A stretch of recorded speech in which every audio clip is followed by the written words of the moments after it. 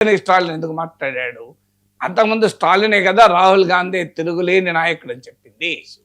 So రాజకీయ నాయకులు ఎట్లుంటారంటే వాడు అవసరాల కొరకు మాట్లాడుతుంటారు. ఏంటి అంటే తమిళనాడులో కాంగ్రెస్ డిఎంకేల మధ్య ఘర్షణ నడుస్తుంది.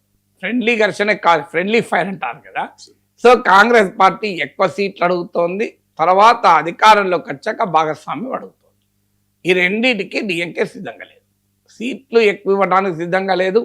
గెలిచినాక ప్రభుత్వంలో భాగమవుతానని కాంగ్రెస్ వాదన, దానికి కూడా డిఎంకే సిద్ధంగా లేదు. దాంతో కాంగ్రెస్ ఆప్షన్స్ ఆలోచిస్తోంది, టీవీకేతో కలిస్తే అని ఉపయోగమా అని. ఎందుకంటే డిఎంకే 30 సీట్లు అడుగుతూనే కాంగ్రెస్ 30 సీట్లు అడుగుతోంది, డిఎంకే ఇవ్వనంటోంది. లాస్ట్ టైం 25 అనుకుంటా పోటీ చేసి 18 గెలిచినట్టున్నారు. 30 అడుగుతున్నారు, డిఎంకే ఇవ్వనంటున్నారు. టీవీకే 60 ఇవ్వటానికి రెడీగా ఉన్నారు.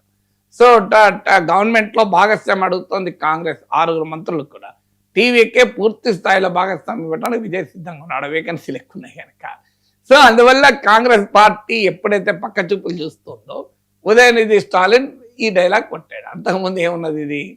ఇక మణిశంకర్ అయ్యర్ ఎవరు? మణిశంకర్ అయ్యర్ మమతా బెనర్జీ కావాలని స్టేట్మెంట్ ఇచ్చాడు.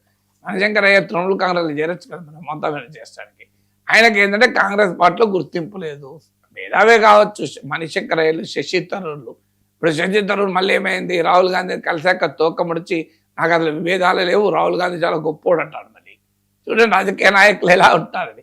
క్షేత్రస్థాయిలో బలం లేని నాయకులు. 10 మంది ఎంపీలను, ఒక 10 మంది కార్పొరేటర్లను గెలిపేవాడు మణిశంకర్ అయ్యర్ను. శశి థరూర్ను తన సొంత కార్పొరేషన్ గెలిపించుకోలేకపోయాడు, బీజేపీ గెలిచింది కదా. క్షేత్రస్థాయిలో బలం లేని నేతలు ఉపన్యాసాలు ఇస్తూ ఉంటారు, ఇంటర్వ్యూలు ఇస్తూ ఉంటారు. అల్టిమేట్గా ఇండియా కూటమికి బిఫోర్ 29 ఎలక్షన్స్ నాయకుడు రాడు, సాధ్యం కూడా కాదు, అవసరం కూడా లేదు. ఎందుకంటే పార్లమెంటరీ డెమోక్రసీలో ముందు ప్రధానమంత్రి అభ్యర్థిని ప్రకటించాలన్న